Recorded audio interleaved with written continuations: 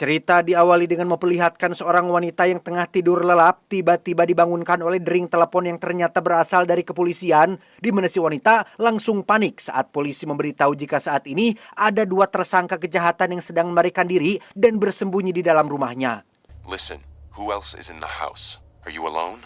Saat ditanya ada siapa saja di dalam rumah, si wanita mengaku hanya ada dia dan anaknya yang masih kecil, sementara suaminya sedang pergi keluar kota. Si wanita diminta untuk tetap bersembunyi di dalam kamar karena saat ini polisi sedang masuk ke dalam rumah. Sampai ketika polisi menemukan anaknya sudah tewas, disitulah si wanita langsung histeris sampai-sampai ponsel terlempar ke kolong kasur yang ternyata... No shot, he has the kid. What? Are you still there? That you've been pranked? Ya, itu hanya sekedar keisengan yang dilakukan oleh 4 orang remaja yang sedang membuat konten prank.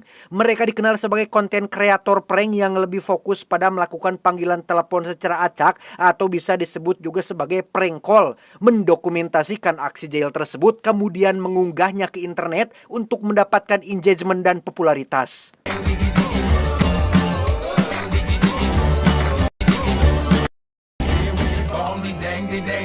Dan kisah akan berfokus pada seorang pemuda bernama Sam yang merupakan satu dari 4 pemuda yang membuat konten prank tersebut.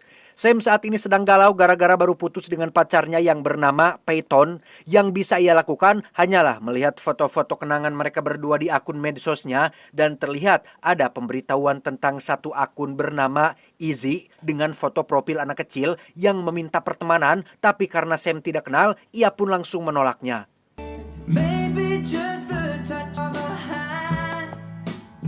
Tanpa Sam sadari, saat ini ada seseorang yang sedang masuk ke dalam rumahnya lewat pintu belakang dan tiba-tiba... Okay, I'm hanging out in about.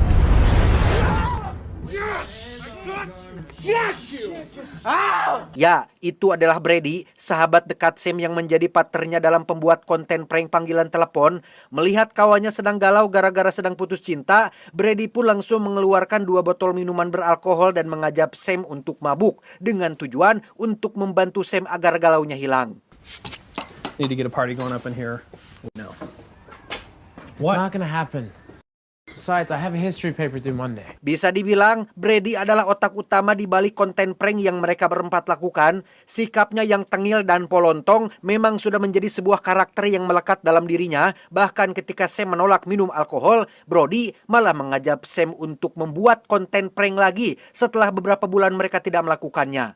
Besides, Prank Monkey probably won't even show. Please do not be inviting anyone else and forget about making it absolutely not happening. Target mereka adalah tetangga depan rumah yang katanya sering bersikap menyebalkan, di mana Brady memesan sebuah pizza dari tempat kerja Peyton yang merupakan mantan kekasih Sam untuk diantar ke alamat rumah si tetangga tersebut.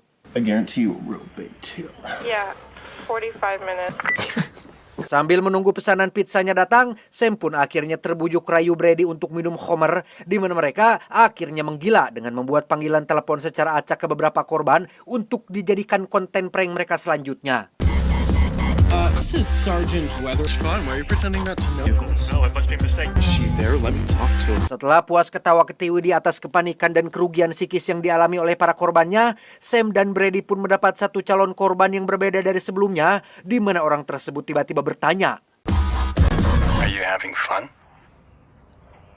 Ya, berbeda dari target mereka yang lain, orang ini tampaknya tidak suka di prank, lebih tepatnya seolah sudah mengetahui bahwa Sam dan Brady sudah sering melakukan prank, bahkan ia mengancam akan menghapus ketawa puas dari wajah mereka untuk menunjukkan seberapa buruk dan merugikannya kegiatan jahil yang mereka lakukan. Maybe it's time for someone like me to come over there and wipe that smug grin off your face. Setelah menutup telepon dari orang misterius barusan, Sam dan Brady pun beralih pada target awal mereka, yaitu si tetangga. Tepat saat pengantar pizza sudah datang, Brady langsung menelepon si tetangga dengan berpura-pura sebagai pengurus keamanan komplek yang ingin memberitahu informasi penting terkait kasus perampokan yang akhir-akhir ini sering terjadi di lingkungan mereka. Para perampok katanya biasanya menyamar sebagai tukang redang, petugas listrik, termasuk pengantar pizza untuk memastikan rumah yang menjadi target incaran mereka. Just stay calm and call the police. I know how to take care of like this. Don't worry. Alhasil, si pengantar pizza yang